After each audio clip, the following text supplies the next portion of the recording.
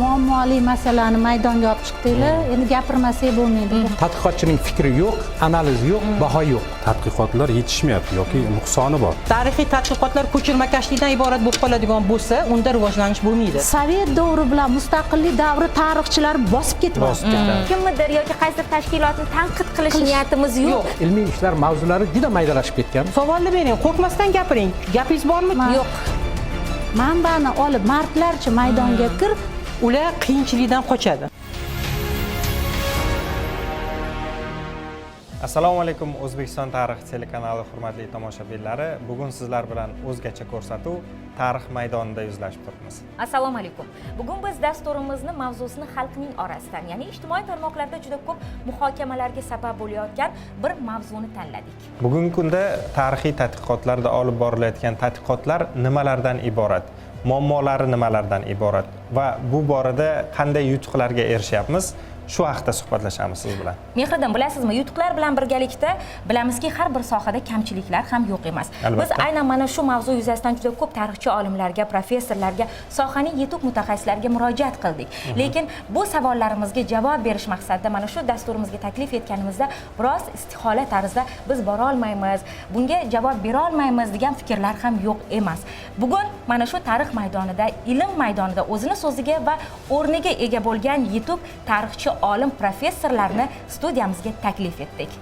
Biz bilamiz, juda ko'p ilmiy tadqiqotlar jamiyatni, mamlakatni rivojlanishiga xizmat qilishi kerak aslida. Xo'sh, tarixiy tadqiqotlarning asl maqsadi nima va mana shu maqsadni bugun biz ko'ryapmizmi? Maqsadga yetyaptimi mana shu tarixiy tadqiqotlar degan savoldan suhbatimizni boshlasak. Aniq fanlar, texnika yo'nalishdagi fanlar o'sha taraqqiyotning o'sha davrdagi, o'sha bosqichidagi ehtiyojlarni qondirishga xizmat qilgan. Masalan, qaysidir mashinani o'ylab topish kerak bo'lgan, texnikani o'ylab topish kerak bo'lgan, bunga xizmat qilgan. Ijtimoiy gumanitar fanlarni oldiga qo'ygan vazifasi sal boshqacharoq. Lekin ijtimoiy gumanitar fanlar ham jamiyat taraqqiyotining ma'lum bosqichida vujudga kelgan muammolarni analiz qilish va shu muammolarga, masalan, tarixchilar bo'ladigan bo'lsa, tarixdan analoglarni topish va ularni yechish yo'llarini taklif qilishdan iborat. Chunki aytaylik, jamiyat taraqqiy etar ekan, agar biz tarixda shunday jarayonlarni o'rganmasak, undan ba'zan saboq olmasak, unda boshlayotgan yo'limiz kelajakda qanday natija berishi mumkinligini oldindan aytishga imkoni bo'lmay qoladi. Tarixiy tadqiqotlarga bugun jamiyatda ehtiyoj bor. U bo'lgan, bor va bo'ladi. Chunki mana siz bergan savolda jamiyat uchun tarixiy tadqiqotlar zarurmi? Ha, zarur. Chunki biz bilamiz, tarix fani qonuniyatlari jihatdan, fanning qonuniyatlaridan kelib chiqadigan bo'lsak, jamiyatni harakatlantiruvchi kuchlardan biri.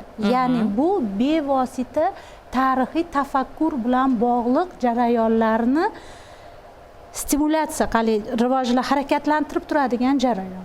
Ikkinchidan, bu tarix fani jamiyatda ijtimoiy ahamiyatga molik bo'lgan, bir-biriga bog'liq bo'lgan funksiyalarni bajaradi.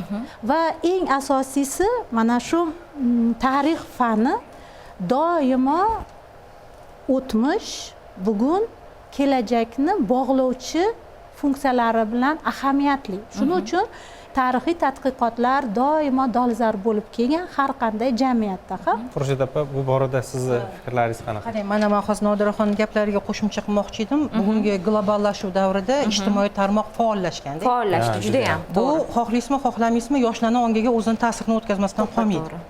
Ijtimoiy tarmoqda tarixni har xil ko'rsatadigan holatlar bor. Mana shu jihatdan, undan tashqari dunyo ilm fanida bugungi kunda tahlil kuchayib ketyapti, analiz qilish kuchayyapti.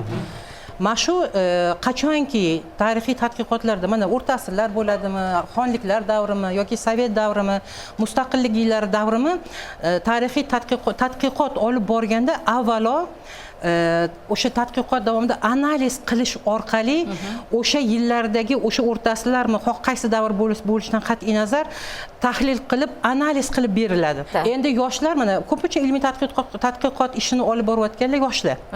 Yoshlar biz o'sha yoshlardan birinchi o'rinda nimani talab qilamiz? Yoshlardan talab qilishimiz hozirgi kunda mana VAKni programmasida antiplagiat dasturi ishga tushganda, bu juda katta yaxshi qurol. Bu yaxshi qurol mana shu asosida tadqiqotchilar ozgina serga tortadi. Agar tadqiqot davomida tadqiqotchiga yaxshi talab qo'yilmasa, kuchli talab qo'yilmasa, tadqiqotchi o'tdan bir abzats, bo'tdan bir unda analiz qilish bo'lmaydi. U hech qanaqa jamiyatga hech narsani singdira olmaydi. 70 ta bolaning ichiga darsga kirgan vaqtida ham o'sha mavzuni tushuntirib bera olmaydi. Shuning uchun birinchi o'rinda ijtimoiy tarmoqda bo'layotgan, ko'rsatilayotgan nimalarni, roliklarni hammasidan tadqiqotchi xabardor bo'lish kerak. Manbalardan xabardor bo'lish kerak. Tadqiqot davomida o'shalarni tadqiq qilgan holda analiz qila bilish kerak. Chunki jamiyat to'xtab turmaydi. Jamiyat tezlashib ketyapti, jarayonlar tezlashib ketyapti. Unga yoshlarning ongini yetkaza bilish kerak. Endi biz aytamiz, birinchi o'rin tarixiy xohlaysizmi, xohlamaysizmi, bugungi kunda tarixiy tadqiqotlar olib borilayotgan paytda yoshlardan talab qilinadigan vazifa birinchi o'rinda yoshlarning til bilishi. Til bilishi orqali ingliz tili bilan rus tilini bilgan holda qanday yondashuv bo'lgan va o'shanga qarshi tura oladigan, fikrlaydigan yoshlar bo'lish kerak. Bular bu yerda borni manbadan olib chiqqan holda yozib berursa, boshqa xorij davlatlarida O'zbekiston tarixiga oid bo'lgan manbalarni o'zi bilgancha talqin qilsa, unda bo'lmaydi. Agar jamiyat shunaqa qilib ketadigan bo'lsa, tarixiy tadqiqotlar ko'chirmakashlikdan iborat bo'lib qoladigan bo'lsa, unda rivojlanish bo'lmaydi. Xurshid aka yaxshi bir fikrni o'rtaga tashladilar-da, mavzu tanlash borasida-da. Mana ijtimoiy tarmoqlardagi muhokamalarni hammamiz kuni kecha ham ko'rdik. To'g'rimi Shuhrat aka? Bilgan ham to'g'ri gapiryapti, bilmagan noto'g'ri gapiryapti. Kimda mikrofon bo'lsa shunda. Kimda mikrofon bo'lsa shu gapiryapti hozir. Sizlar mavzu tanlash borasida umuman qanday yondashish kerak degan fikrdasizlar. Yuqorida aytdilar, turli davrlarni muhokama qilinyapti. Bugun ochiqlik siyosati berildi. Ilm ahliga ham mana xohlagan mavzuyingda ilm qilishing mumkin deyilyapti. Lekin mavzu tanlash borasida, ilmiy rahbar tanlash borasida nimalarga e'tibor qaratishimiz kerak?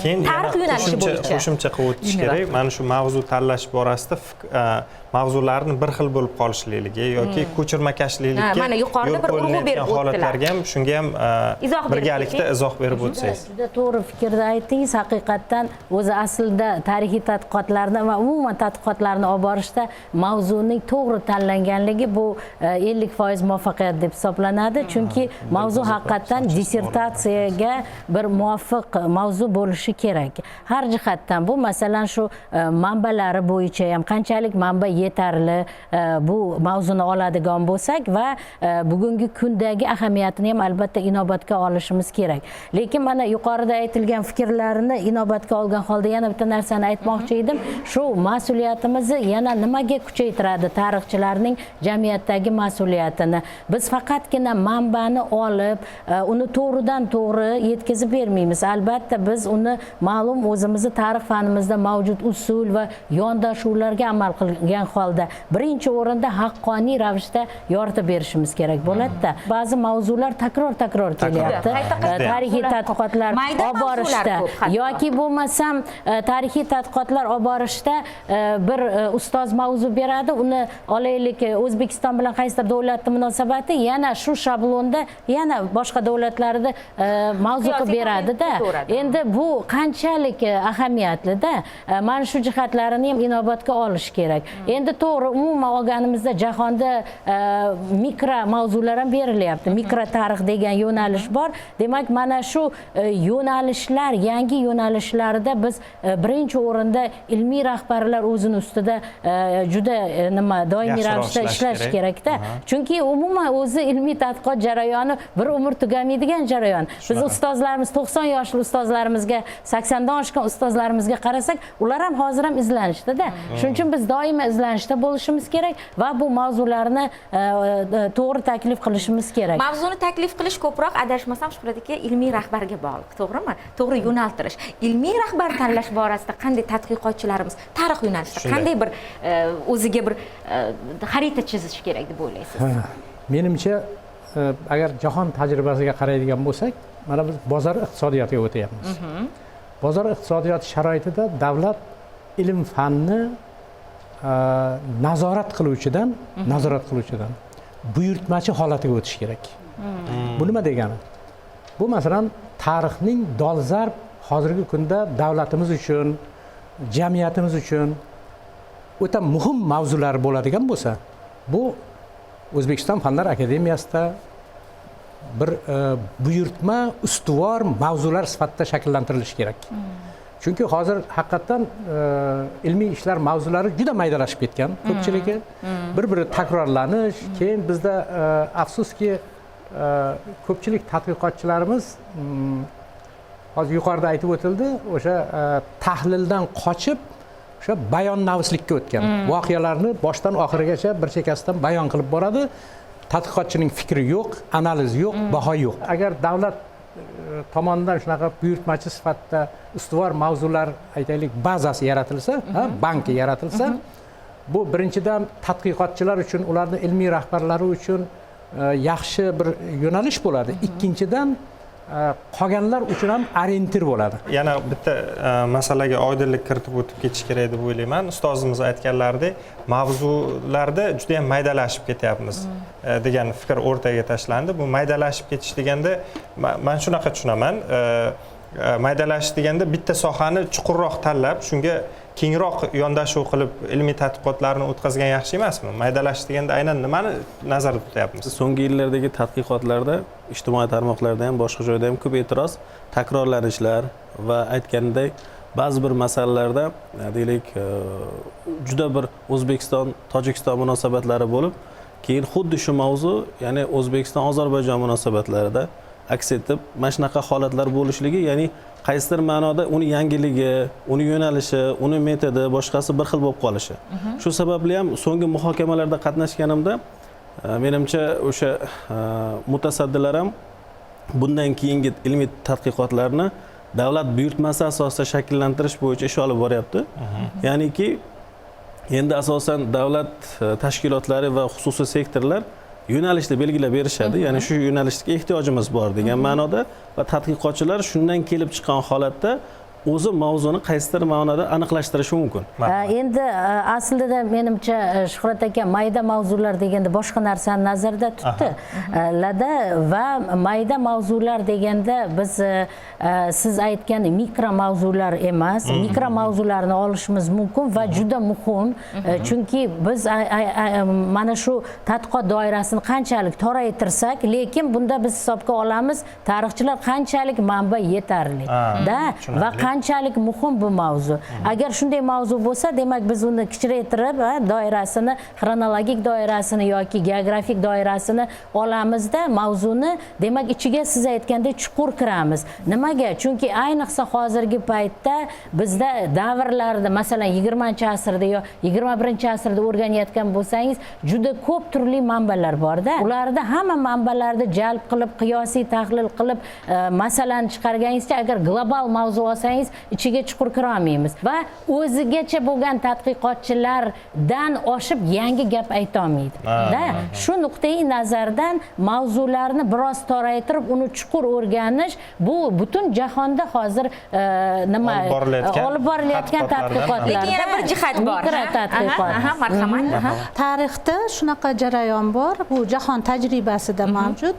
Kichkinagina bir buyummi yoki bir obyektni tarixini shunaqa xorijda global ravishda tahlil qilib berishadiki, siz aytasiz, hech shunaqa biz e'tibor bermagan kichikgina bir mavzu shu qadar ahamiyatga egami degan savol tug'iladi.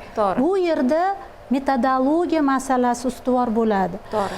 Biz qanchalik eplay olamiz? Biz bu masalani qanchalik evlayapmiz degan savolni siz to'g'ri qo'yapsiz. Ramziddin, nimaga? Sabab biz bugun ilmiy maktablar masalasini oldinga olib chiqishimiz kerak. Ilmiy maktab deganda biz nimani tushunamiz? Ilmiy maktab bu o'sha bir mavzuni yoki sohani rivoji uchun, taraqqiyoti uchun xizmat qilayotgan bir ilmiy jamoalarning to'planishi bilan ham bog'liq. Ikkinchidan, afsuski, tadqiqotchi kelgandan keyin ilmiy maktab rahbarini to'g'ri yo'naltira olmayotganligi ba'zan tadqiqotchilarni o'rta yo'lga kelganda qoqilishiga ham sabab bo'lib qolyapti. To'g'ri. Ikkinchi masala ixtisoslik shifrlari degan masala bor. Bugun OAK ro'yxatida bir nechta yo'nalishlarda, bu 24 ta yo'nalish bor. 24 ta yo'nalishlarda tarix fani 070000 raqami bilan muhrlangan va bu yerda bugun 9 ga yaqin ixtisoslik yo'nalishlari bor. Bu fan texnologiyalar tarixi, O'zbekiston tarixi, tarixshunoslik, jahon tarixi degan. Lekin afsuski, mana shu ilmiy maktab namoyandalari deymiz, ba'zan o'sha tadqiqotchiga mavzuni beradi-da, lekin ixtisoslik shifrini mazmun mohiyatidan biroz chetlashish holati bo'ladi va natijada so'nggi bosqichga borganda tadqiqotchi go'yoki u turli to'siqlarga duch kelayotgandek bo'lib qoladi. O'zini shunaqa his qila boshlaydi-da, aybdor ilmiy jamoa vakillarini shaxsiy munosabatini bog'lab tashlashga harakat qilishadi. Bu tadqiqotchilarning eng katta kamchiligi yoshlar. Bu masalaga alohida yana bitta to'xtalamiz. Keling, lavhaga aynan mavzu yuzasidan biz viloyat tarixchi olimlarni ham fikrini so'radik bu mavzu yuzasidan. Keling, shularni fikrlariga quloq tutsakda, so'ng suhbatimizni davom ettiramiz. Marhamat. O'zbekiston davlatchiligi tarixi, o'zbek xalqining etnik tarixi masalalari bo'yicha fundamental asarlar paydo bo'ldi. Bundan quvonamiz. Ayrim tadqiqotlar bor, juda sayyoz, asoslanmagan, ko'proq dissertatsiyada o'tkazyapmiz. Ayrim davrlar bo'yicha O'zbekistonda ayrim davrlar bo'yicha mutaxassislar deyarli bunaqa davrlarimiz var. Ayrim fan sohalari bor. Umuman o'rgatilmaydigan. Bunaqa yo'nalishlarimiz var. Ayrim fan yo'nalishlari fundamental fan darajasiga yetdi. Bundan xursand bo'lishimiz kerak. Shunday olib qaraganda ayrim jihatlarimiz juda qoloq. Masalan, antropologiya bo'yicha tilmanmashin tadqiqotlaridan keyin juda katta o'zgarish bo'ldi. Til tarixi bo'yicha mutaxassislarimiz yo'q. Yengilda ostidan olimlar sizlar degan maqol bor. Bu olimlarimizga ham yo'q. Yengil tema bo'ladi. Tez dissertatsiya qilish, tez himoya qilish va shiorga aylangan. Dirashlarni hozir aytaman, buni hamma biladi, ko'p biladi. Masalan, Avestoni o'qiydigan, Aveston tilini biladigan O'zbekistonda birorta mutaxassis. Himoya tizimida qanday yutuq va kamchiliklar bor? Birinchi kamchilik, himoya kengashlar soni nihoyatda ko'p. O'zbekistonda hozir 24 dan oshiqroq himoya kengashlar turibdi. Tarix sohasi bo'yicha. Bu juda ko'p. Himoya kengash a'zolarini, hattoki himoya kengash raislarini hirshligisi yo'q. Himoya kengash a'zosi bo'lgan odam xalqaroda tanilmagan bo'lsa, hirsh indeksi 1 bo'lmasa, u kishi qanaqa qilib himoyaga o'tiradi? Bu sohani bilib ko'rish kerak. Himoya kengashlarini tubdan o'zgartirish kerak. Bugun dissertatsiyani yozib bo'lib, ertaga himoya qilish kerak deganimiz, himoya qilayotganlar soni. Bitta O'zbekiston uchun 1 yilda qilinayotgan dissertatsiyalar nihoyat. Ayrim dissertatsiya kengashlar bor. 114 ta himoya bo'ldi oxirgi 4 yilda. Bu degani har kun dissertatsiya degan. Har hafta dissertatsiya degan. Himoya qilinishi kerak. Bunga qarshi emasman. Lekin har bir dissertatsiyada fanga qandaydir ulush, kichkina bo'lsa ulush bo'lishi kerak. Ilmni soni bilan belgilanmaydi. Ilm dissertatsiyalar soni bilan belgilanmaydi.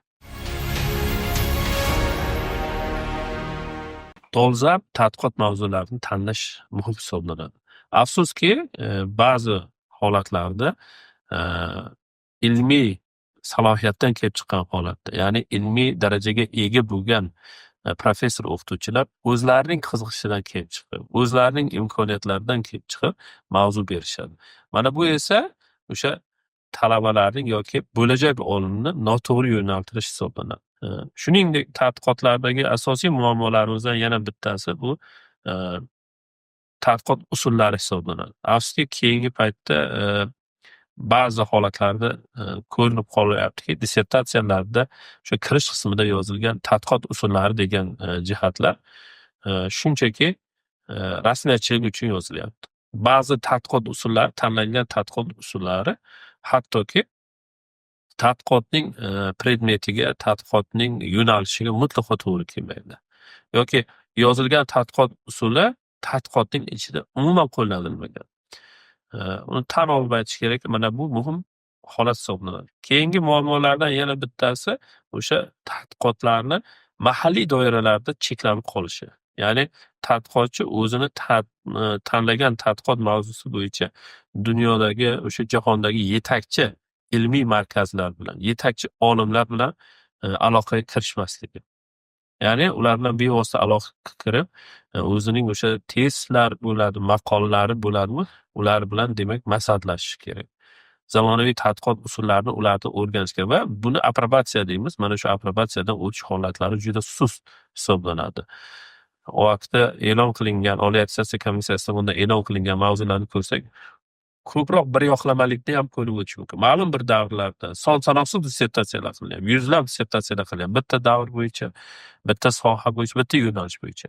Shunday bir yo'nalishlar paydo bo'ldiki, tarixda bugungi kunda deyarli tadqiqot uchramaydi. Keyingi 20 yilda masalan shu mavzuga sanoqli bitta yo ikkita, hatto ba'zi shunday yo'nalishlarimiz borki, umuman tadqiqotda ko'rmaysiz. Bu nimadan darak beradiki, demak biz tarixiy tadqiqotlarda o'sha mutanosiblikni saqlolmayapmiz. Nimaga?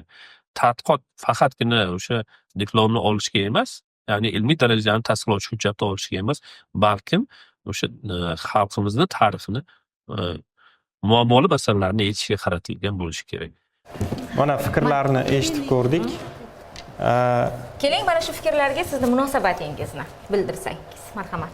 Endi o'ylayman, mana shu masalada ham bizda bir oqsaydigan bir masalalardan bittasi olimlarning o'zaro yangi tadqiqotlarda almashuvi, ya'ni bir-biridan xabardor bo'lishi masalasida ham ozgina muammolarimiz bor shekilli. Sababi, masalan, haqiqatda antropologiya, ijtimoiy antropologiya muhim masalalardan bittasi bugun. Lekin til tarixi bo'yicha o'ylayman, sharqshunoslik universitetida so'nggi yillarda umuman qilinayotgan tadqiqotlar ustoz aytgan hamma talablarga javob beradi. Sababi so'nggi yillarda men biladigan 10 ga yaqin tadqiqotlar bevosita til tarixi bo'yicha Devon lug'at turk va boshqalarga bog'lanadi. Endi Avesto tilini masalasiga ham e'tibor berilsa, Avesto ham qaysidir ma'noda yagona mutaxassislardan bittasi Mirsodiq Ishoqov bu masalada deylik o'zini keng mulohazalarini va o'zini maktabini yaratib kelmoqda. Keyin endi shularni o'ylab qolgan holatda bitta narsaga bir fikr keladi-da. Endi ustozlar ham qo'shilsa kerak bu narsaga. Qanaydir sharqshunoslikni, tarixchilarni tayyorlash tajribasini balki butun O'zbekistonga tatbiq qilish kerak. Chunki bizda tarixchi bir vaqtda o'zida bitta g'arb tilini, bitta sharq tilini bilishga majbur hisoblanadi va shu orqali u bevosita g'arbda qilingan tadqiqotlar va sharqda qilingan tadqiqotlarga xabardor bo'lib, ya'ni o'zini xulosasini berish imkoni bo'ladi. Endi to'g'ri, bu masalada ham, ya'ni sharqshunos bu kadrlar tayyorlash masalasida ham balki ya'ni kadrlar tayyorlashga tayyorlayapmizda, uni keyingi ya'ni amaliyotda natijasida balki muammolarimiz bor. Bizda chunki o'sha narsaga yo'naltirilyapti. Manbalar hamma davr uchun muhim, ya'ni tarixiy tadqiqotlarda u o'rta asr, qadimiy davrlar, o'rta asrlar, sovet davri, hozirgi davrgacha hamma davr uchun biz uchun muhim manbalar va biz ishlarni baholaganimizda ham birinchi o'rinda qanchalik yangi manba olib kirdi tadqiqotchi shu masalaga va o'shanga biz eng asosiy yangilik deb qaraymiz. Ikkinchi masala bu yondashuv masalasi. masalasi bu yuqorida aytganimiz metodologik yondashuv. Endi domlani aytgan fikrlarida to'g'ri, bizda jismoniy antropologiya haqiqatdan O'zbekistonda hozir sohamizda oqsayapti, lekin ijtimoiy antropologiyani rivojlantirishga harakat qilinyapti. Bu aslida 20-asrda 60-yillarda ko'tarilgan Yevropa davlatlarida. Biz vaholanki hozir ham juda ko'p tadqiqotlarda, mana menimcha fikrimga qo'shilsa kerak, juda ko'p tadqiqotlarda inson qolib ketyapti. Inson omili qolib ketyapti. Tarixiy jarayon yorityapmiz, inson qolib ketyapti. Aynan ijtimoiy antropologiyani o'rganish o'sha insonni tarix sahnasiga olib chiqishni o'rgatadi, metodologiyasini. Hamma ham mana shunday tomonni bilavermaydi, hamma ilmiy rahbarlar. Buni tan olishimiz kerak, to'g'rimi? Sherzod aka, mana sizga murojaat qilmoqchiman-da. Fikrlarni eshitdingiz. Yuqorida boshida kirish qismida Sanobar opam aytdilar-da, ko'proq mavzularni, manbalari ko'pini tanlayapmiz-da. Manbasi yo'q mavzular nazardan chetda qolayotganligi tan olishimiz kerak. Bor haqiqat. Mana shu manba yo'q ekan deb, u bizga ijtimoiy siyosiy ahamiyatga ega bo'lgan mavzu bo'lsa-da, lekin chetlab o'tishimiz qanchalik to'g'ri? 2000-yillarda Tarix instituti qoshida koordinatsion kengash bo'lardi, mavzular o'sha yerda tasdiqlanardi. Hozir bu narsa yo'q qilindi. Mayli, bunga zamonaviy yondashgan holda masalan mavzular berilayotgan mavzularni ham bir antipлагiат tizimiga tekshirish mexanizmini yo'lga qo'yish kerak menimcha. Faqatgina so'zma-so'zmiz, balki mazmuniy jihatdan ham buni masalan hozirgi kunda mana sun'iy intellekt rivojlanib qilish kerak, to'g'ri. Mana shunday tizimda demak mavzu berilayotgan mavzularni nazorat qilish mumkin. Himoya kengashlari bugungi kunda respublikaning turli hududlarida, ya'ni ruxsat berildi. Masalan, qaysidir kengashda berilayotgan mavzuni ko'pincha boshqa kengash a'zolari xabarsiz qolib ketadi.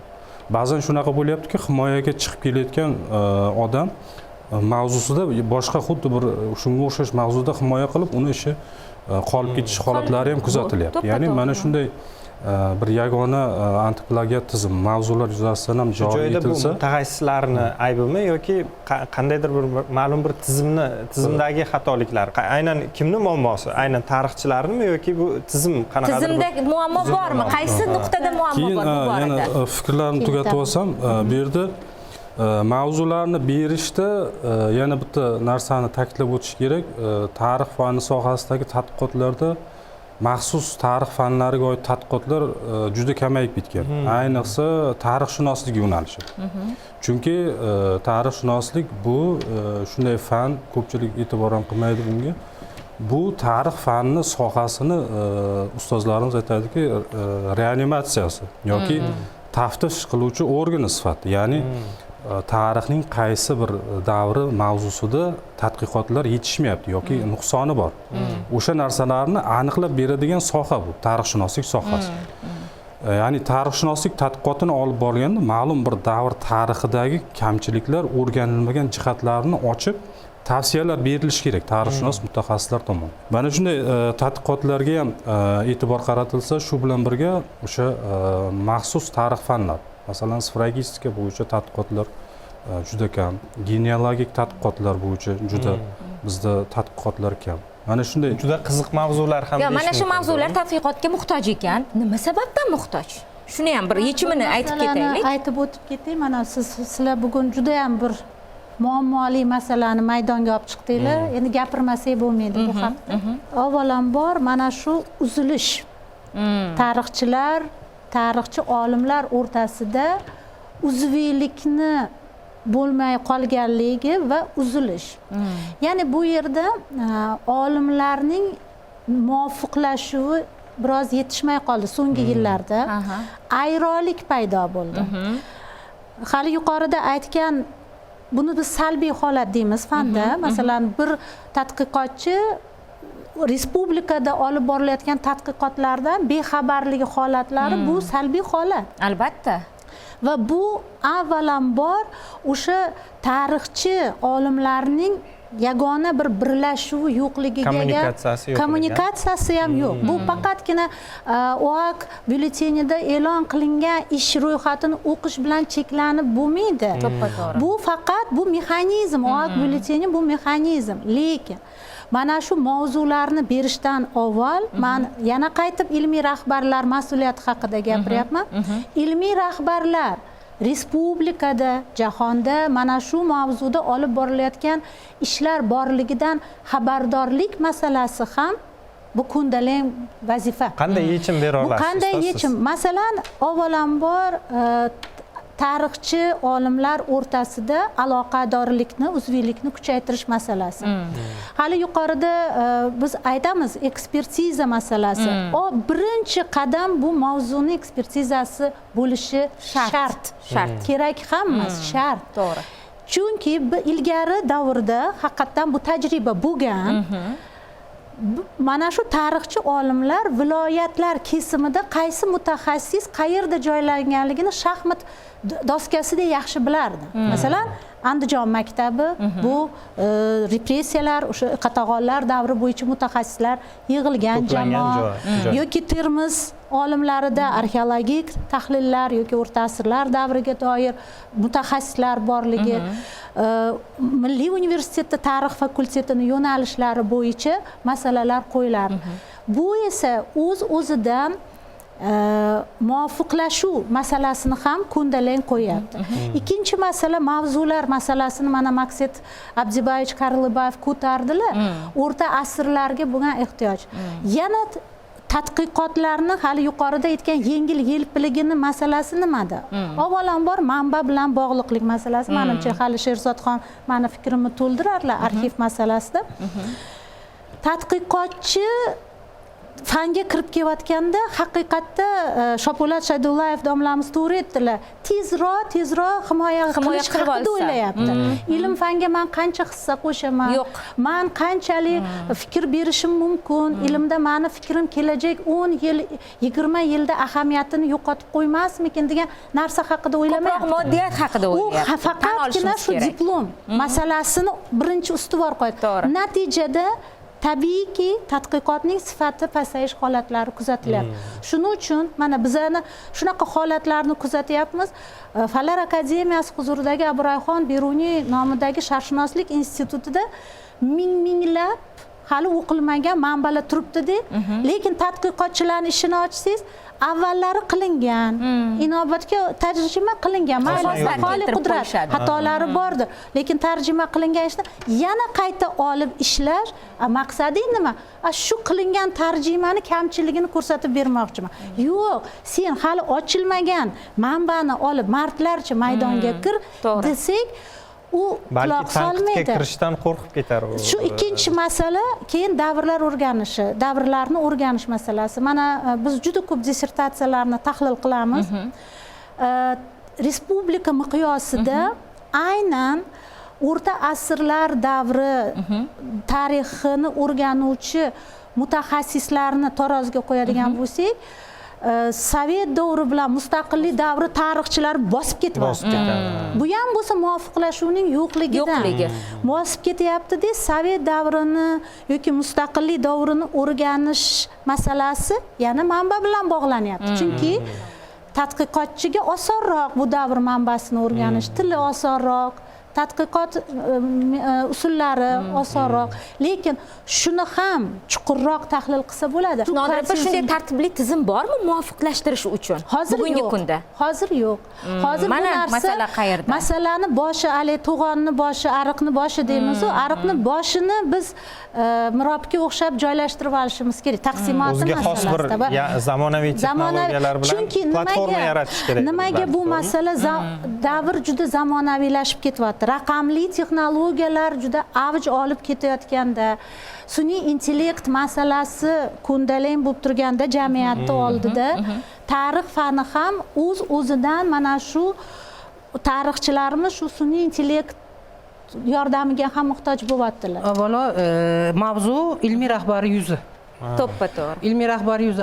O'zini hurmat qilgan ilmiy rahbar bo'lar bo'lmas temani bermaydi. To'ppa-to'g'ri. Bizga ham mana keladi, kengashga mavzular keladi, qiynalib ketamiz shunda. Unaqasiga tushuntiramiz, bunaqasiga, undan keyin yoshlarda hozir domla aytganlaridek tezroq himoya qilib ketsam degan tushuncha bor. ular qiyinchilikdan qochadi. Men hozir yuqorida mana ustozlarga qo'shilishdi menimcha gapimga. Til bilish. Arxivda manbalar, ma'lumotlar rus tilida. Rus tilini bilmaydi. Agar mana hozir sharqshunoslik talabalari til biladi. Sharqshunoslik talabalari bilan boshqa tadqiqotchilarni qo'yadigan bo'lsangiz, sharqshunoslik talabalari bosib ketadi. Chunki til biladi ular. Chunki ular til biladi. Endi mavzuni bergandan keyin haqiqatda berilayotgan mavzu kechirasizlar, qo'pol aytganda masxara bo'ladigan mavzu bo'lishi kerak emas. To'g'ri. Agar tadqiqotchi o'zini mavzusini yaxshi bilsa, respublikaning qaysi hududida bo'lishidan qat'iy nazar, va Nodira bilasiz, Sanovar opani ustozlar bilishadi, o'sha tadqiqotchini qidirib topamiz, bilasizlar. Mana shu yaxshi mutaxassis, mana shuni opponent qilamiz, mana shuni bundoq qilamiz, himoyasi mana bundoq bo'lgan, ishini mana bundoq yozgan, monografiyani ber, maqolani ber deb o'zimiz so'rab olamiz. Lekin himoyani qilib burchak-burchakda yurgan domlachalar ham bor. Men ularni xafa qilmoqchi emasman. Uzr so'rayman avvalo. Lekin nomiga himoya qilib burchak-burchakda bekinib yurganlar ham yo'q emas. Endi o'shanaqalarni ham terib olishimiz kerak. Iloji boricha o'shanaqa kengashlarga, seminarlarga o'shanaqa nimasida qadamidan o'ch chaqnaydiganini qo'yishimiz kerak. Lekin bizda ozgina o'zbekchiligimiz ham bor. Yosh, yaxshi, zo'r tadqiqotchilar bor. Lekin ular ustozlarni hurmat qilishadi. Men aytaman, qo'rqmasdan gapiring, savollar bering, qo'rqmasdan gapiring. Gapingiz bormi? O'zingiz fikringiz bormi? Gapiring shuni deyman. Xurshid opa, biz kimnidir yoki qaysidir tashkilotni tanqid qilish niyatimiz yo'q. Faqatgina xolis baholamoqchimiz. Hozir siz ikki xil fikrlar beryapsiz. Juda yaxshi. Tanganing ikki tomonini ham ko'ryapmiz. Tadqiqotchilar borasida, nimaga dasturimizni boshida men ba'zi bir olimlar kelishga cho'chidi deb boshladim. Ba'zi bir tadqiqotchilar hattoki fikrini aytishga cho'chiyapti-da bugun ilm sohasidagi bo'layotgan muammo va kamchiliklarda. Ilmdagi fikrdan cho'chish kerak emas. Ilmdagi mustaqil fikrdan cho'chish kerak emas. Kerak bo'lgan talabalar o'zlariga cho'chiyman. Nimaga? Chunki men hozir so'nggi bosqichdaman himoyani. Hozir biror fikr aytib qo'ysam, ertaga himoyam o'tmasligi mumkin degan taassurot paydo bo'lgan. Ana shunday fikrdan ilmiy jihatdan asoslab bera olsa, fikrini ilmiy jihatdan asoslab bera olsa, u mavzusini o'zidan boshqa hech kim yaxshi bilmaydi. Berilayotgan savol mavzu atrofida bo'ladi. Mavzuning ichiga kirgan tadqiqotchi fikrini ilmiy asoslab bera olsa, hech kim unga qarshi chiqa olmaydi. Biz shunday murojaat qildik. Shuni boshqa til dedi. To'g'ri aytyapsiz. Mana shunday bir tadqiqotchi bizga murojaat qildi, lekin ismi, familiyasini aytmadilar, chunki himoyani oxirgi bosqichida turibman Dilfuza opa, ayta olmayman, lekin ovozimni eshitirishingiz mumkin dedilar. Hozir shu 2 daqiqalik ovozni eshitsakda yana suhbatga qaytsak. Gap isboti bilan deganlardek. Marhamat. Men hozir himoyam oxirgi bosqichga kelgan. Deyarli shu faqat oxirgi instansiya qolgan. Shu tadqiqotim davomida ayrim muammolarga duch keldik, xususan endi men o'z boshqa tadqiqotchilarda bu boshqacha bo'lishi mumkin. Menda arxiv hujjatlarini olish bilan masalalardan bo'ldi. Keyin u yerdagi ayrim hujjatlarning nusxalarini olish, xususan I davri juda ham qimmat, tadqiqotchi uchun qimmatli qiladi. Agar ishi faqatgina arxiv bilan bog'liq bo'ladigan tadqiqotchilar bo'lsa, misol uchun mana bunday to'siqlari bor va ayrim hujjatlar hali ham o'sha maxfiylikda saqlanadi. Rasmiylashtirish bilan bog'liq bo'lgan jarayonlarda o'sha joriylanish kabi o'sha holatlar ozgina noqulayliklar tug'diradi. Bu uzoq vaqt talab etadi. Yosh tadqiqotchilarni tadqiqotlar ishlariga to'g'anoq bo'layotgan yo'llar. Savol bir tomondan to'g'riroq, bir tomondan oydinroq bo'libdi. Ham to'g'ri, ham oydin bo'libdi. Bu o'zimiz boshlab beryapmiz. Nimaga? Masalan, magistratura boshlashimiz. Magistraturada 2 ta maqola chiqarmagan magistr himoyaga qo'yilmaydi. Bu qoida. Endi savol. Magistr darajasidagi o'quvchi, u hali o'quvchi. Akademik daraja beriladi, berilmaydi, bu hali izlanishi hali o'quvchi. Magistrdan ilmiy maqola talab qilishlik bu ko'chirmachilikda o'zimiz qonunlashtirib qo'yganimiz bo'ladi. Nega? Chunki ilmiy maqola qachon yoziladi? Ilmiy maqola izlanayotgan mavzu bo'yicha 30-35% ilm yig'ilib bo'lgandan keyin yosh tadqiqotchilar nima uchun degan savol paydo bo'ladi. Mana shu nima uchun degan savolga javob izlansa va javob topilsa o'sha ilmiy maqola bo'ladi. ikkinchi to'g'anoq deb aytib bo'lmaydi endi. Ilmiy mavzular tanlashda yoshlarimizda ham ilmiy rahbarlarda juda kamchiliklar bor. Ilmiy rahbarning ilmiy yo'nalishidan kelib chiqmagan mavzular. Agar qo'pol qilib aytadigan bo'lsa, ilmiy rahbar qadimgi davr bo'yicha mutaxassis bo'lsa, zamonaviy yangi davrda ham o'zgarishadi. Qoida bu degani o'sha bilib bilmay yoshlarga qo'yilgan to'g'anoq bo'ladi. Eng iqtidorli yoshlar ilm fanga kirib kelmaydi. Juda ko'p tadqiqotlarda inson qolib ketyapti. Ilmiy tadqiqotdagi muammolar nimadan? Tadqiqotchilar ishlashni xohlamaganidan. Birovni mehnati 10 yillik, 30 yillik mehnatini 10 minutda olib ko'chirib qo'ydi. Yoshlarni ko'p ayblash ham noto'g'ri deb hisoblayman. Nega men tanqidga uchrashim kerak demoqchiman. Nomiga himoya qilib, burchak-burchakda bekinib yurganlar ham yo'q emas. Savollar nihoyatda ko'pda. Biz hozir birgina qisqagina va hech kimga teginmaydigan qilib, yumshoqroq qog'ozga o'raydigan albatta o'ylaymizki, tadqiqotchimiz tanqidlar ostiga qolmaydi. Mana shunday bir variantni biz sizlarga taqdim etdik. O'zi bugungi kunda yosh tadqiqotchilarning orasida, mana siz ilm vakillarini katta avlodsizlarda, kichik avlod, hozirgi avlod vakillarida qanday to'g'anoqlar bor? Mana shunday ilm qilish yuzasidan. Marhamat, Xurshid opa. Qattiqroq gapirsam, men shunaqa gapiraman, qattiqroq gapirsam uzr so'rayman. Birinchidan u yosh tadqiqotchi hali qarib oyog'i og'rib o'tirib qoladigan darajada emas. Tadqiqotchining vaqti bor. Ertalab arxiv 10 dan kechqurun 5 gacha 6 gacha ishlaydi. O'tirib bemalol e-fondni ko'chirishi mumkin agar qimmat bo'ladigan bo'lsa. Ko'chirganda ham tarjima qilgan paytda ham tadqiqotchi o'zi kallasiga quyib boradi. Bu endi mana hozir bir xil arxivlar sekretniy fond deyapti. Yopiq tadqiqotchimiz. Bizda uning ichida sekretniy fondlari bo'lishi mumkin. Bu tadqiqotchilarga hammasini to'liq ravishda biz ko'p millatli davlatmiz. Albatta. Ko'p millatli 130 dan ortiq millat elat vakillari yashaydi. Yoshlar hozir aytaman, internetga kirib ketgandan keyin har xil tushuncha paydo bo'ladi. Balkim sekretniy fonddagi hujjatlar bugungi kundagi davlatning siyosatiga, millatlar munosabatlariga barqarorligi to'siq bo'ladigan hujjat bo'lishi mumkin. Mumkin. Endi tadqiqotchi agar o'sha nima bo'ladigan bo'lsa, mana shu hujjat mana shunday berilgan, bu hujjat mana bunday bo'lganligi uchun biz bundan foydalana olmadik. Lekin mana bu jihatlarni o'rgandik deb yetib ketsa bo'ladi. Hech kim u bolani yoqasidan bo'g'maydi birinchidan. Joriy etilishi tadqiqotchi yosh bo'ladi. Qo'lidan ish keladi. Bitta qo'llanma qilsa ham joriy etilish bo'ladi. Qo'llanma hozir 120-130 borroq. Nima ko'p, fan ko'p. Fanni O'zbekiston tarixini ham yoki jahon tarixini ham bitta qismidan bitta qo'llanma qilsa bo'ladi. Bu joriy etilishi problema bo'layotgan, katta muammo bo'layotgan yo'q. Men uzr so'rayman. Qo'shtasizlar hali. Qanday muammolar bor? Katta muammolar yoshlarning oldida tadqiqotchilar. Yoshlar erinmasligi kerak. Ustozlar mana qancha ustozlar o'tgan tarixda. Diloram o'tganlar, Rahbar opam, rahmatli Rahima Xodimova mana o'tganlar. Men Rahima Xodimovani arxivga yonlarida bitta ayol bilan kelganlarini ko'rganman. 80 ga 90 gacha shu ahvolda mumkinlab kelganlarda arxivda o'tirib ishlaganlar. Shamsuddinov, Rustamбек Shamsuddinov domla nechiga chiqdilar? 80 ga erinmaylar ilm fandan. Men aytmoqchi, yoshlar dangasalikni yig'ishtirish kerak. Arxivga borib tushunib yetsa o'shani, ichiga kirib, men arxivga borib o'tirsam, kallam, miyam dam oladi. Bilasizmi, rohatlanaman ichida hujjatlarni o'qib. Ilmiy tadqiqotdagi muammolar nimadan?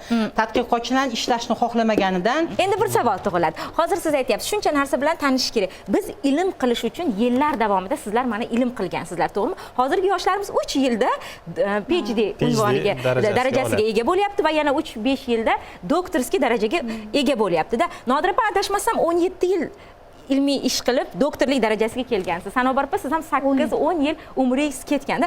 Bugun biz shu sohani bir to'g'risini aytsam, men ham himoya qilganman. Shu sohani ichida yuribman-da.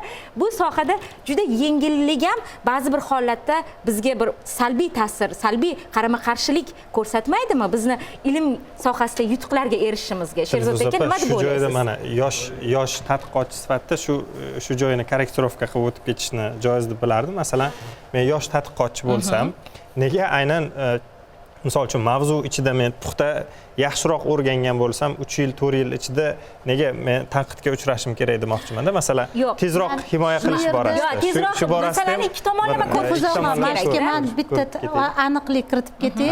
Mehriddinning ham gap so'zlarida jon bor.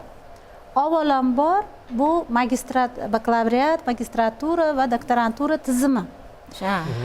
qiziq holatni kuzatamiz, bu tajribada kuzatilyapti. Magistratura tizimida, masalan, ta'lim yo'nalishida faoliyat yuritayotgan magistrlar, ular o'zlarini ilmiy rahbarlarini tanlash imkoniyati bo'lib, 2 yil magistraturada va 3 yil doktoranturada bu mavzuni olgandan keyin 5 yil ichida bemalol himoyaga chiqa olyapti. Bu ijobiy holat. O'zi aslida o'zi shunday bo'lish kerak. Lekin magistraturani tamomlagan talaba yoki mutaxassis ilmiy tadqiqot muassasalariga kelgandan keyin mana bu yerda biroz uzilish paydo bo'lyapti. Nimaga? Chunki bu ilmiy maktabdan boshqa ilmiy muhitga tushib qolgandan keyin tabiiyki unga boshqa mavzu tavsiya qilishadi, boshqa mavzuga yo'naltirilgandan keyin bir tadqiqotchiga 3 yil yetmay qolyapti. Demak, buni asosiy yechimi nimada? Ilmiy tadqiqot muassasalari va oliy ta'lim muassasalaridagi integratsiyani yanada kuchaytirish va o'sha magistrlar almashuvi yo'lga qo'yish. Bu ishlar bor, tajriba bor, lekin keng qamrovli emas. Buni ham aytib o'tishimiz kerak. Yana bitta masala, o'sha tanqidi yigitlarimiz gapiryaptilar arxivlar masalasida. Ha, biroz murakkablik bo'lar, lekin ozgina chang yutmasa, kasbiy changini yutmasa, olim bo'la oladi. Buni kopiyaga berib yuborish masalasi bo'lsa, nusxa olaversak, sal ishlash kerak, qo'lga ruchka olaylik, baroq daftar olaylik degan masala ham bo'lishi. Ba'zan tarixchilarga to'g'ri zamonaviy texnologiyalar haqida gapiramiz, bitta masalani aytishim, tarix fani ko'proq klassik fan, mumtoz fan. Unga ba'zi bir yondashuvlarda klassik yondashuvlarni ham qo'llashimiz kerak. 3-masalani, bu juda og'riqli masalani qo'ymoqchiman. Plagiat masalasi. Afsus, ming afsus bo'lsinki, bugungi kunda men o'zimni tajribamdan kelib aytishim mumkin. Ko'p guvoh bo'lyapmiz. Ko'plab tadqiqotlar, respublikamizda amalga oshirilayotgan tadqiqotlarda plagiat holatlari to'liq aniqlanyapti. Bilasizmi, qanchalik bu ilmiy etiketni yo'qligi, ilmiy madaniyatni yo'qligi, hatto yillar davomida ishlagan olimni butun boshli betma-bet fikrini oladi-yu, hatto iqtibosigacha qo'yib qo'yadi. O'sha arxivga bormagan yoki o'sha fondga kirmagan bo'lsa-da iqtibosigacha qo'yapti. Ilmiy rahbar bu narsaga nega yo'l qo'yapti degan savol tug'iladi. Hatto men shunaqa kitoblar chiqyapti-da, kitoblarga chiqib umrida sharqshunoslik fondini ko'rmagan odam sharqshunoslik institutini fondini qo'yib qo'yapti. Men ba'zilarga savol beraman, siz umringizda kirganmisiz u fondga? Nega siz tayyor birovni mehnati 10 yillik, 30 yillik mehnatini 10 minutda olib ko'chirib qo'yish? Bu yerda biz o'ylaymanki, tadqiqotchilarga ilmiy etiket masalasini, tadqiqotlarda ilmiy madaniyat degan masalalarni ham singdirishimiz va joriy qilishimiz kerak. Xo'p, endi savol tug'iladi. Shuncha muammo bor ekan, nega biz o'sha tadqiqotchi kirmagan arxiv manbani o'sha manba sifatida yozib qo'yilayotganini biz bila turib, nimaga uni himoyadan o'tkazyapmiz? Endi to'g'ri, juda Xurshidaxon, Nodiraxon to'g'ri aytishdi. Haqiqatdan baribir bir mehnat qilib o'sha natijaga erishsa, o'shani bir qadriga yetadi-da, lekin baribir tanlov imkoniyati bo'lishi kerak deb o'ylayman. Aynan mana shu masalan kserakopiya yoki skan qilish, nusxa olish masalasida va yana bizga bog'liq bo'lmagan bitta masala bor. Mana masalan yaqinda shu oylar ichida Xurshidaxon ham arxivda o'tirgan ekanlar, borsam ishladikda arxivda. Juda ham tor binosi. Buni rahbariyat ham yaxshi biladi o'zi. Arxiv rahbariyati ham va bu haqiqatdan odamchi mana shu borganda baribir arxivda bir komfort sharoitda ishlasa, eng bo'lmaganda joylar bemalol bo'lsa-da, shunda bir bemalol o'tirib mazza qilib, chunki arxiv hujjatlari katta-katta bo'ladi, hali sig'dirib qo'yib stollarga mazza qilib ishlaysiz. Lekin bu bizga tarixchilarga ham bog'liq emas, arxiv rahbariyatiga ham bog'liq emas-da. Shu tomonlari bor. Endi mana davr nuqtai nazaridan aytildi. Nodiraxon taroziga qo'ysak, qadimgi va o'rta asrlar davrida ancha kam ish qilinayotgan, juda to'g'ri. Lekin biz umuman jahonga qaraydigan bo'lsak ham tajribaga baribir yaqinroq davrlarda ustida ko'proq tadqiqot olib boriladi-da. O'sha birinchi o'rinda til bilish imkoniyati va manbalarning to'g'ri to'g'ri, masalan o'rta asrlar bo'yicha manbalar ko'p, lekin aytganimizdek tayyorlayapmiz-u boshqa sohalarga o'tib ketyapti-da. Fundamental shug'ullanadigan nimada vaqt ko'p talab qilinadi. Endi mana siz aytdingiz, qisqa davrda qanchalik ilmiy ish qilish mumkin. Nodirxon juda to'g'ri ta'kidladi. Aslida bu birinchi o'rinda mana shu mexanizm ishlab chiqarilayotganda va nizomlar qabul qilinayotganda buni hammasi yaxshi o'ylab ko'rilgan. Bu moliyaviy tomon bilan ham bog'liq va albatta magistraturada o'qiyotganda biz to'g'ri mavzu berishimiz kerak. Masalan, haqiqatdan magistraturada bersak, ular 3 yilda emas, o'sha 2 yilda ham himoya qilib chiqadi. Chunki ancha u tayyor bo'lib qolgan bo'ladi. Demak, uzviyligini ta'minlab berishimiz kerak. Keyin yana bitta narsa borda, shu har doim ham qo'shilmayman. Masalan, 20 yilda qilingan ish bilan 3 yilda yoki 5 yilda qilingan ishni sifati degan masala ham bor. Yana bitta narsa, Nodirxon juda to'g'ri aytdi, etiket masalasi. Hozirgi paytda ilmiy rahbarlarni o'zi ham qaysidir jihatdan o'ziga ma'qul kelmagan inson bo'lsa, ishini qo'shishga masalan qarshi bo'lmasa ham e'tibor bermasga harakat qiladi. Bu endi zar qadrini zargar biladi. Biz bir-birimizni hurmat qilishimiz kerak. Sherzod aka, sizda qandaydir fikrlar bor? Audio yozuvga munosabatim bor edi. Demak, bizda arxivlar to'g'risidagi qonunchilik bo'yicha maxfiy hujjatlar saqlanish muddati 30 yil qilib belgilangan, lekin 2019-yilda O'zbekiston Respublikasining prezidentining qarori bilan 1917-yilgacha bo'lgan barcha hujjatlar maxfiylik yechilishi haqida qaror qabul qilingan, to'g'ri. Va bu bo'yicha qanchalik odamlarga hozirgi kunda tadqiqotchilarga ochiq foydalanish uchun ruxsat berilgan, lekin bu tadqiqotchi ham to'g'ri ta'kidlab o'tyapti. Masalan, ba'zi bir hujjatlar bor, Turkiston ASSR davriga oid ham, O'zbekiston ASSR davriga oid ham hujjatlarga maxfiylik tamg'asi bosilgan va alohida saqlanadi. Hujjatlardan maxfiylik tamg'asini o'zi mustaqil yecha olmaydi. Bu narsani ham hisobga olish kerak. Chunki agar hujjatini topshirgan tashkilot ma'lum bir hujjatga maxfiylik tamg'asini urgan bo'lsa, uni arxiv o'zi mustaqil yecha olmaydi. O'sha toki tashkilot o'zi ruxsat bermaguncha.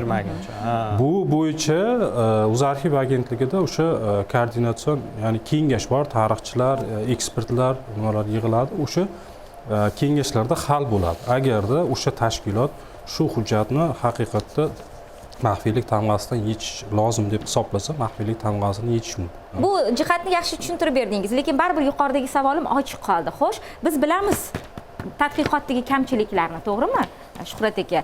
Va bu himoyaga o'zi himoya talablariga javob bermasligini ham bilamizda. Nima uchun biz baribir ko'z deymiz, qosh deymiz, qabul qilyapmiz? Nima uchun uni biz amaliyotga tatbiq etishga xayrixoh bo'lmasak ham tatbiq qilishga xayrixohlik qilyapti? O'z imkoniyatimizdan yuqori narsani talab qila olmaymiz. Bu imkoniyat nima bilan bog'liq? Birinchi navbatda mana hozir Nodirbek yaxshi gapni aytdi. Yaxshi mutaxassislar tayyorlanadi.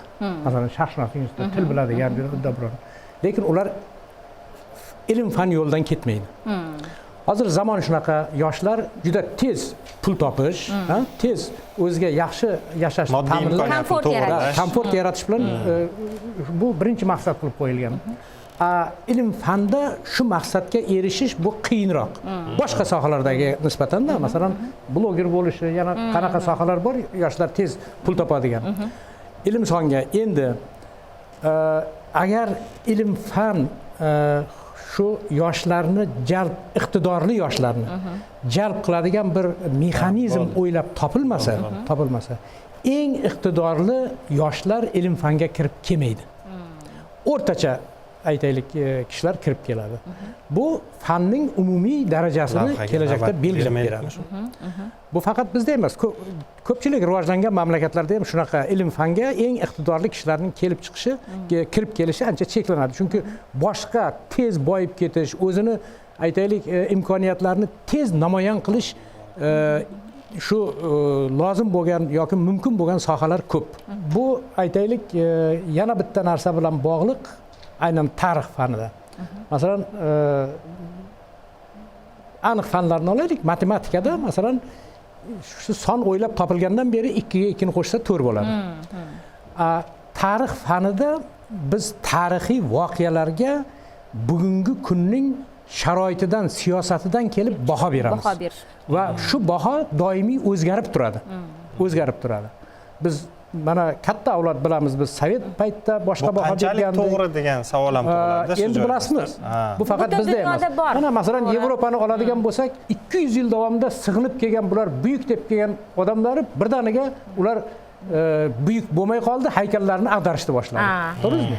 Demak, bu faqat bizda emas. Xo'p, shulardagi siz shaxsiy munosabatingiz, umuman tarixiy tadqiqotlarda mafkuralar ta'sir ko'rsatish kerakmi? Endi shaxsiy ko'rsatish kerak emas deyish bu oson gap. Lekin xohlaymizmi, xohlamaymizmi, ko'rsatiladi. Biz olimlarning o'zi shu jamiyatda tarbiya topgan, shu jamiyatning vakili. Biz undan chiqib bora olmaymiz. Shuning uchun biz o'zimiz yashayotgan jamiyatda shakllangan axloqiy, mafkuraviy, ilmiy qarashlarni hammasini singdirib olib, shundan kelib chiqib baho beramiz. Biz mutlaqo shulardan xoli aytaylik, olimni tarbiyalay olmaymiz. Ba'zan shunday holat bo'ladiki, bitta tarixiy jarayonni bizdan oldin tadqiq qilib baho bergan odamlarning bahosini biz qayta ko'rib chiqishga majbur bo'lamiz. Xuddi shu jarayonni qaytadan tadqiq qilib, qaytadan baho berishga. Chunki ular o'sha davrda baho berilgan. O'sha davr siyosatidan kelib chiqqan ko'plab berilgan baholarni biz qayta ko'rib chiqishga majburmiz. Hozir bir daqiqa. Lekin ba'zan mana shu fikrimni aytib o'tib ketishim kerak. Bu yerda men qaysi yo'nalishda tadqiqotchilarni mavjud bo'lgan, masalan, hattoki mustaqillik davrini dastlabki yillarda qilingan ishlarni yana qaytib olish holatlari kuzatilganligi uchun aytdim. Bu davr siyosiy muhitdan ayron ravishda. Chunki bizda hali yangi manbalar, hali qo'l tegilmagan manbalar turgan bir sharoitda nima uchun biz nashr qilingan, tabdil qilingan ishni yana qaytib olib o'rganyapmiz? Bu ham bu deganda shuni aytmoqchi edimki, o'sha tadqiq etilayotgan mavzuning bugungi kunda dolzarblik ahamiyati deyarli yo'q. Shunday mavzular. O'sha dolzarbligini asoslaganda u yoq bu yoqdan olib asoslashadi. Chunki hozir aytganingizdek, uni kimdir oldin tadqiq qilgan, mustaqillik davrida ham tadqiq qilgan, unga baho bergan. Shuning uchun menimcha bu ko'proq rahbarga bog'liq bo'lsa kerak. Rahbarga bog'liq. Hozirgi kunda tan olishimiz kerak, rahbarlar songa ko'p o'ynayapti-da, tan olishimiz kerak. Sifatga emas, songa, ya'ni qancha ilmiy shogirdlari ko'p bo'lsa, uni rahbarlar statusi ham, mavqei ham baland bo'lyapti. Bu jihatlar ham bor. Biz qachongacha songa bir rol o'ynaymiz, urg'u beramiz. Sifat nazoratdan chetda qolib ketaveradimi? Endi mana bu yerda ko'p fikrlar aytildi.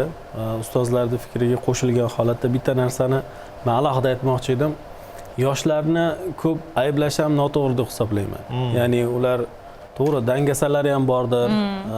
O'sha fanga jiddiy. Lekin bitta narsada e'tibor berish kerak, zamon talabi, bugungi iqtisodiy hayot ni ham hisobga olish kerak-da. Masalan, zamon tezlashib ketdi deb. Zamon tezlashgani boshqa masala. Lekin mana masalan, men dunyoning ko'p mamlakatlarini o'rganib chiqdim-da, ya'ni darajalarni PhD berish masalasini, doktorlik berish masalasini. Lekin dunyoning juda kam davlatida faqatgina postsovet davlatlaridagina 2 bosqich saqlanib qolgan. Talaba o'sha tadqiqotchi nega shoshadi? Uni oldida hali yana DC ham bor-da. To'g'ri. U masalan endi yoshini ham hisobga olish kerak. Magistraturani bitirganda 25 yosh bo'ladi. PhD ni bitirgancha u 30 ga yaqinlashib qoladi. Oilali bo'ladi, ro'zg'orli bo'ladi. Undan keyin yana u keyingi doktorlik qilish kerak. Masalan, dunyoni ko'p mamlakatiga men DCni tushuntirib bera olmayman-da. Nimaligini? Aytmoqchisizki, 2 bosqichlik, ya'ni 2 bosqichli bo'lishligi qaysidir ma'noda ba'zan shoshishga to'g'ri sababchi bo'lishi mumkin-da. Ya'ni masalan, yana bitta narsa bor, qarang. 35 ga 40 ga kirgan doktor jamiyatga ko'proq foyda keltiradimi yoki 50-60 da demak doktor bo'lgan odam ko'proq jamiyatga foyda keltiradimi desa ham, yoshroq bo'lsa u ko'proq foyda keltiradi deb o'ylayman. Agar bu meni fikrim. Ham sifatga bog'liq. Nodiraga bog'liq nihoyatda. Keyin ijtimoiy kechirasiz Nodira. Ijtimoiy gumanitar fanlarda umuman jahonda boshqa fanlarga qaraganda olimlar nisbatan kechroq yetiladi. Shuni ham hisobga olishimiz kerak. Ya'ni ular pishadida hosil berishi ham shunga yarasha bo'ladi. Masalan, 50-60 yoshda tarixchini oladigan bo'lsangiz yoki filolog, adabiyotshunos olim oladigan bo'lsangiz, u juda ham yaxshi hosil beradigan payti. Ya'ni ilmiy jihatdan-da tajribasi bor, to'g'rimi? Yangi sohalarni ham ochish imkoniyati bor bo'ladi-da.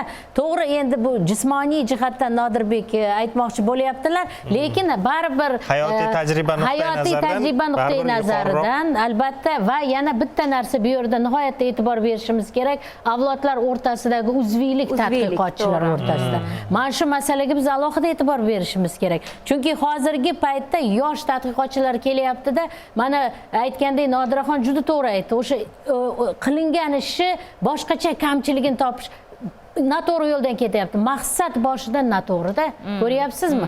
Maqsadni noto'g'ri qo'ygan. Nega unda shu paytda biz mana 3-4 yil oldin salkam bir bosqichli tadqiqot ilmiy izlanishlariga o'tdik-da, ya'ni dunyo hamjamiyatida buni lekin teskarisini ko'ryapmiz-da, masalan.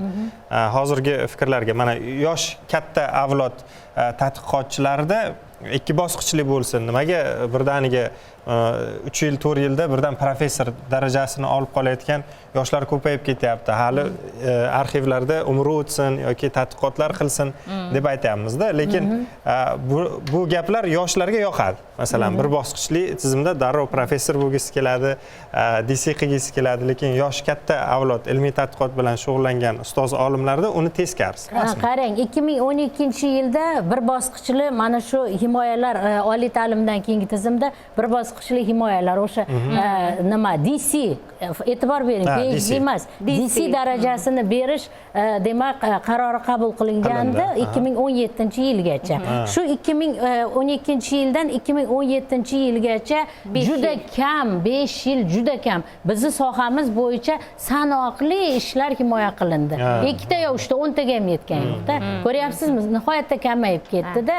Bu endi qarang, bizning sharoitimizdan kelib chiqqan holda hozir aynan mana shu ikki bosqichli bo'lgani ma'qul. Keling statistikaga yuzlanaylik. Nimaga? Hozirgi bitta mana shu yerda hayotiy tajriba. O'zimiz mana shogirdlar chiqaramiz, PhD chiqarganimizdan keyin DC qilayotganda mavzu boshqa narsalarga kelishadi. Oldingiday har bitta masala bo'yicha murojaat qilmaydi. Yetilgan ancha-muncha ilmiy ishga. Agar magistratura o'z funksiyasini bajarsa, o'shanda ya'ni uni qaytadan ilmga kirgizish emas, o'sha magistratura qaysidir ma'noda uni tayyorlagan holatda u PhDga qabul qilinsa, bu narsa bilan ham yechsa bo'ladi. Demak, ilmiy tadqiqotlarda magistratura shu joyda uzilish bo'lyapti demoqchisiz. Mutaxassisligini olish bo'yicha qandaydir bir qiyinchiliklar, murakkabliklar sifat jihatdan bor demoqchimisiz? Dilfuzaxon, mana shu yerda bir ikkita fikrlar keldi hozir. Avvalambor biza bugungi kunda so'nggi 7-8 yilda ilm fanga berilgan imkoniyatlarini e'tirof etmasdan ilojimiz yo'q. Sanobar opa, siz menga bir fikringiz bilan eslatdingiz, nima uchun yosh olimlar uzviyligida uzilish bo'ldi? Chunki iqtisodiy holat ko'plab yoshlarni fandan uzoqlashishiga olib keldi. To'g'ri. Va Baholiy Qudrat 2017-yilda ilm fan sohasidagi mutaxassislarga berilgan iqtisodiy imkoniyatlar natijasida bugun yoshlarni ilmga oqimi kuchayyapti. Buni biz albatta tan olishimiz kerak va yangi O'zbekistonda olib borilayotgan islohotlarning natijasida bilishimiz kerak. Lekin mana shu Nodirbek, sizni bitta fikringizda men o'zim fikrimni aytmoqchiman, sizni fikringizga.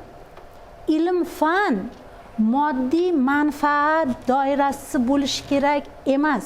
Ilmga fidoyi kerak.